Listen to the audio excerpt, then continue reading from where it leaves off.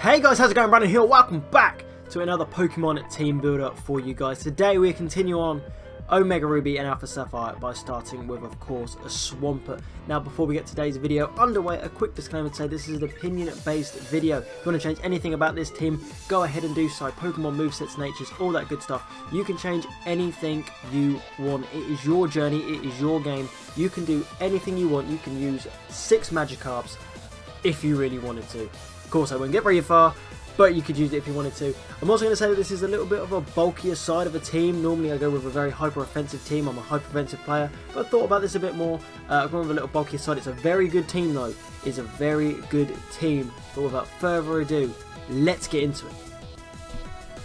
Alright then you guys, so starting off the team, of course, is our starter, which for this team builder is Swampert. Now this thing is just brilliant for this generation. Being a water ground type, of course, this thing only has one weakness in grass. There is no grass gym, there is no grass elite 4. This thing can solo the game. I have soloed Pokemon Sapphire with just a Swampert.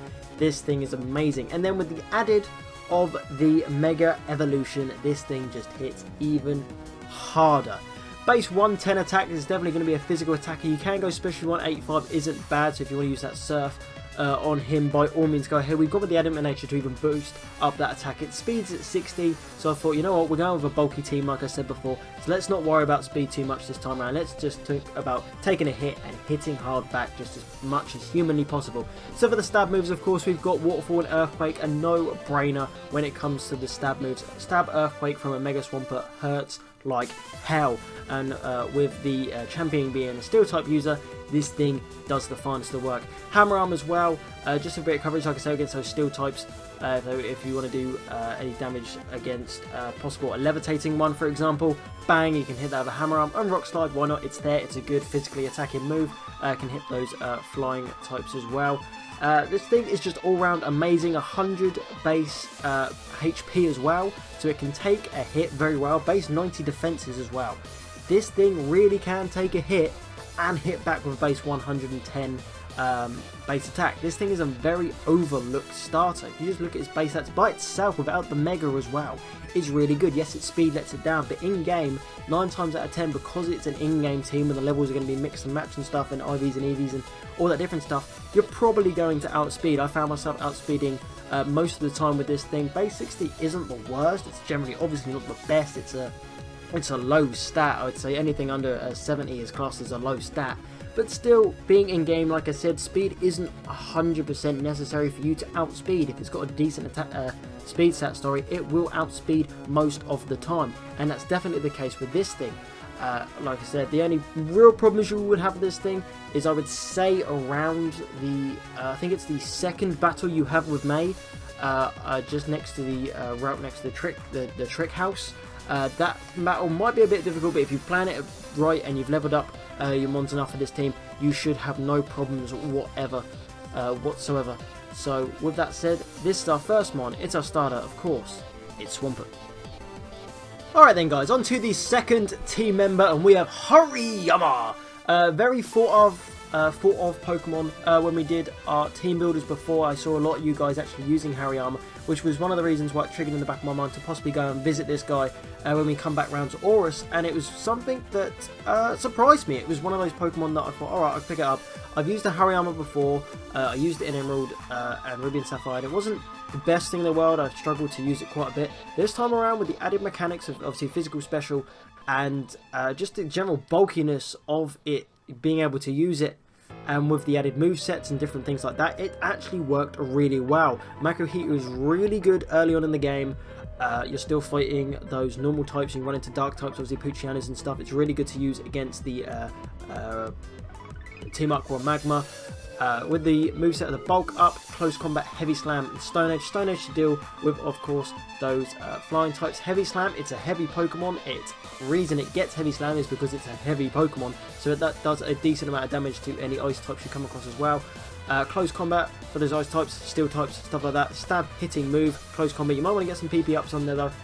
If you don't want Close Combat, there of course is Brick Break as well to put on there, or another strong hitting fighting type move. Bulk Up I like to have on there just to add that bit more physical bulk. Of course, its HP stat is the reason it's so bulky at base 144 HP, which is absolutely insane. Again, another very hard hitter in base 120 physical attack. So of course you're going to be wanting to get those physical attacks on. Special attack 40, nana. Please don't put any special attacks on this guy. Base 60 defenses, okay, so they're low defenses. But luckily that HP brings it up and evens them out, so it can take a hit. Of course, like I said, it's slow. I found myself many a time thinking I need to take this hit real quick. Swapping Hariyama, bop, taking that hit. You know what? Here's a close combat. Boom, hit it straight back. And of course, where you're slower, you'll be probably more likely going second, which means the close combat. You'll be doing the close combat second, hitting all that damage, and then your defense and special defense will go down. But they've already hit you. And normally the close combat, 9 times out of 10 you're knocking them out with that close combat anyway, so the defenses really don't matter when you're losing close combat in this thing. It's one of those Pokemon that again gets overlooked, I think, of being just a pure fighting type. You've got other Pokemon out there with the dual typings, and a lot of people I know prefer dual type Pokemon just because you've got those different options. But I really like this thing. Again, like I said, I was going for a sort of bulky team this time round, and I saw this thing in the comment sections of the other team videos, and I just thought, you know what, it's bulky, that HP stat, I've got to try it out. It works really well. Haven't used one already, highly recommend you do. It's our second team member, it's Hariyama. Moving on now to the third team member then, you guys. I said we were going to have a duplicate mon in these team builders, so let's just get it out of the way now. It is Roserade for this team. It is my grass type for this team. But when looking at this team, I'm saying this team a lot, I was looking at grass types and I'm thinking, right, we've got Breloom as a possible option, but then I thought, no, I've already got quite a lot of physical attackers in the team straight away, and I'm also going to go with Hariyama, so that'd be dual fighting. So that was Hariyama off, and then when thinking about physical again, that got rid of Cradily the fossil, because I thought Cradily would be better off as a physical attacker, and also got rid of Cacturn. Cacturn is definitely a physical attacker with the grass dark typing, so that really only leaves me, when I think about it, Blossom, Vileplume and Roserade. And looking at those three, Roserade is the no-brainer. It seriously is. I needed some special bulk as well, thinking about the bulky side of it. 105 special defense is our special bulk, but this thing does everything right. Base 90 speed, which means in-game this thing is just going to easily just outspeed everything if you keep your levels up high enough. Base 125 special attack. It hits hard, specially. And that's exactly just what you want it to do. With the moveset, Energy Ball, Sludge Bomb, Shadow Ball, Dazzling Gleam, amazing coverage across the board with its moveset as well. Energy Ball, Stab, Sludge Bomb, Stab, they're going to hit hard massively. You're going to be looking at Shadow Ball to get rid of those Psychic types. Dazzling Gleam, it's Fairy, hit it against the Dark types. It just does, it's a hard hitting special move, stick it on Roserade the best you can. It does the job brilliantly. It just fit in the team. When looking at different options, I sort of just thought, I don't want to use a duplicate. But then this thing works perfectly in this space, and then looking back at the other team builder, I sort of like, okay, I kind of really do need to go with Roserade in that one as well. It's just one of those Pokemon that fits really well, and I like the fact that I didn't use it in the Gen 3 team builders before, because back then it was just a Roselia. Of course, Roserade didn't come in until Generation 4, so obviously now Generation 4 has come, and 5 and 6, blah blah blah, and Aura's come along. You've got the special split, you've got the new evolutions and different stuff like that. You can get Roselia. All you've got to do is get a shiny stone. I believe that there is one that you can just buy in the store, or if not, I'm sure Google will help you out with the places to get those. But I remember I was able to get one quite easily, and Roserade just did the absolute finest. And being the water region, one of the main things that you're going to need is a very strong grass type, and this is what Roserade is a very strong grass type. It's my second favourite grass type of all time. I love this thing, it's brilliant. It's our third team member, of course. It's Roserade. Moving on then, you guys, we have the return of the most surprising Pokemon I think I ever say. We use this guy a lot in the old team builders as well. It's Torkoal. When doing a bulky team, and fire types are really hard to come by in Generation 3, trust me, they're really hard to find. A lot of people say you probably wouldn't even need a fire type, but I like having water, fire, grass on my teams. It, of course, is Torkoal with that base 140 defense. It's just a bulky machine. Slow as hell, base 20 speed, this thing isn't going to be outspeeding anything. Base 70 special defense, 85 special attack, so you go on the modest nature to boost that up. You can also go mixed or physical with 85 attack, 70 HP, but it's that 140 defense that pushed me over there, saying, you know what, we're going to have a bulky team. Let's have the bulkiest fire type in the region, which of course is Torkoal. With the moveset, I've gone with the Toxic Flamethrower, Solar Beam, Sunny Day. Set up a Sunny Day, you can get those solar beams off in one go, and their flow throws are going to be boosted like hell. But of course, it's a bulky mon. I decided to chuck Toxic on there just because you can just chuck it in. It can take loads and loads and loads of hits, just Toxic something, and things are just going to just drop down. And it's capable of being a Toxic mon because of its bulk. Like I said, it's one of those Pokemon that a lot of people were surprised by that I used it, and everyone was absolutely caning me about the fact that I didn't use Camera Ups. Spoilers, I'm going to use Camera Ups in the next one, so don't fucking kill me in the comments. Yeah, so it's one of those ones where I say go out and use it. It will surprise you. Obviously, Flannery's one, as a kid, used to give me trouble because of its bulk and because of different things going on in the game. It did used to give me a lot of trouble. And with the gym battle itself, when I was a kid, obviously the Numel or the Slugma used to get a Sunny Day up, which means water would do less damage. So using a Swampert, we used to go for the ground type move, which was physical. Base 140 defense is why it took it so well. You know, it's one of the reasons why Flannery used to give me a lot of trouble when I was younger. So I decided to use it for myself, and all these years later I'm still praising it and saying it's awesome. Also, it's a turtle. You cannot love turtle or tortoise, whatever you say, however you say it. And it's got smoke. Stats can't get lower because of its ability, which I think is absolutely awesome. So if someone tries getting your accuracy down, it's not going to work because of the white smoke ability. It's just brilliant.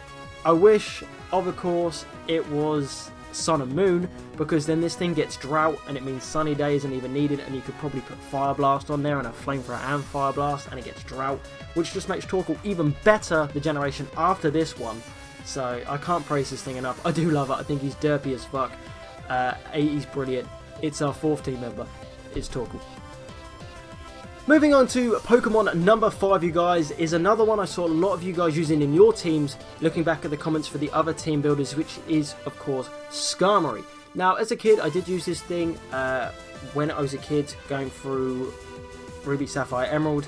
I think back there, without the special split and all that different types of stuff, made it a lot harder to use. Its design, as a kid, I always thought was massively awesome. It's just a steel, hard, fucking bird thing.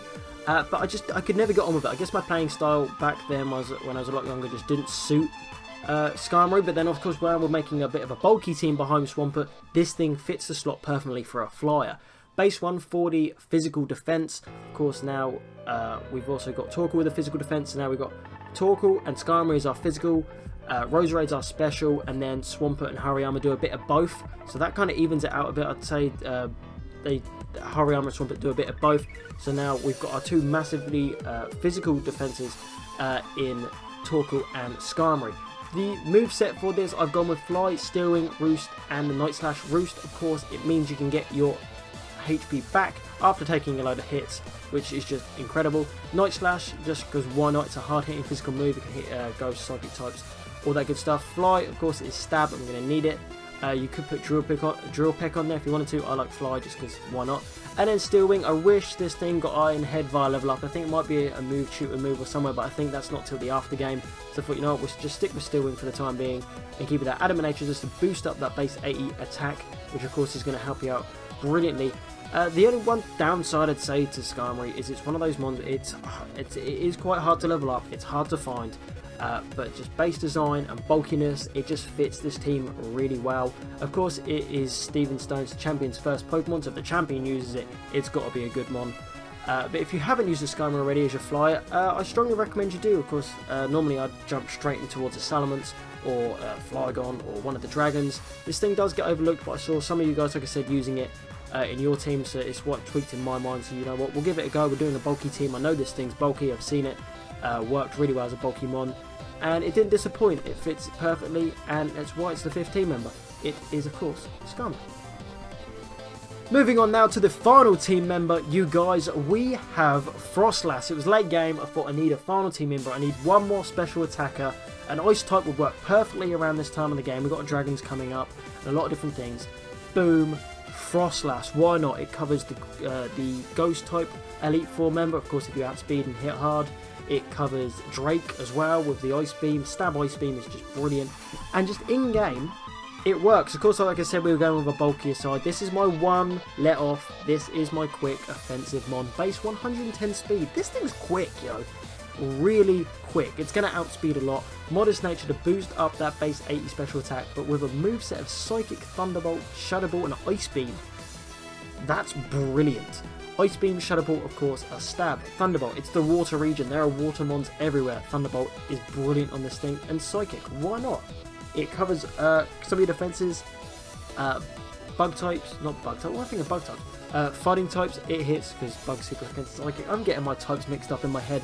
I'm trying to do this. But the main downside to this is probably obtaining it. You need to get a Dawnstone, and your Snorunt also needs to be female. That's the one thing. People haven't got me because in the last team build I said about Gardevoir needs to be female. Gardevoir doesn't need to be female. To get a Gallade, it needs to be male. I was getting those two confused, and using Froslass at the time, going through the game again, I was getting confused with myself. But yeah, this thing was surprising. I've never used it in-game before until this time round using it. And I just thought, you know what, we'll give it a go. If it doesn't work, we'll try and find something else to fill the spot. I know we went with a bit of bulk, but I thought I need some hyper offensive in there. I need it. Just the way my playing style is, I need that in there. And it did it perfectly. Drake got bopped by my Froslass. Ice Beam, everything just died. Shadow Ball, I think I died to her Dusknoir, I think it was, but I bopped most of Phoebe with my Froslass as well. And it's quick, it's hard hitting, its defenses and stuff aren't even that bad, they're average at 70, so it can even take a hit, it's not massively frail. Of course a super effective hit will probably take it down, but if it just takes a neutral hit, it will most likely take it, and by that time it's probably already hit it because of that base 110 speed anyway. So that is the final team member, you guys. It's brilliant, haven't used it already, highly recommend you do it. It's the first time I've ever used it, and it was brilliant. It is Froslass. Alright then you guys, so that is going to be it for today's team builder. I hope you guys have enjoyed. Make sure you hit that like button down below for our show support towards the channel and the series. If you're new around here, hit that subscribe button as well. Let's go through the team one final time. So of course we've got a water ground type Swampert, fighting type Hariyama, grass poison Roserade, fire Torkoal, steel flying Skarmory, and ice ghost Froslass. So like I said, thank you guys so much for watching, I really appreciate it. You can let me know in the comment section down below what teams you used going through Omega Ruby and Alpha Sapphire using Swampert. I'd love to hear your opinions on what you'd also change about the team if you do something differently with, say, Froslass or Skarmory or whoever. I'd love to hear it. But with that said, you guys, I'm going to get out of it, so I'll see you guys next time. Peace!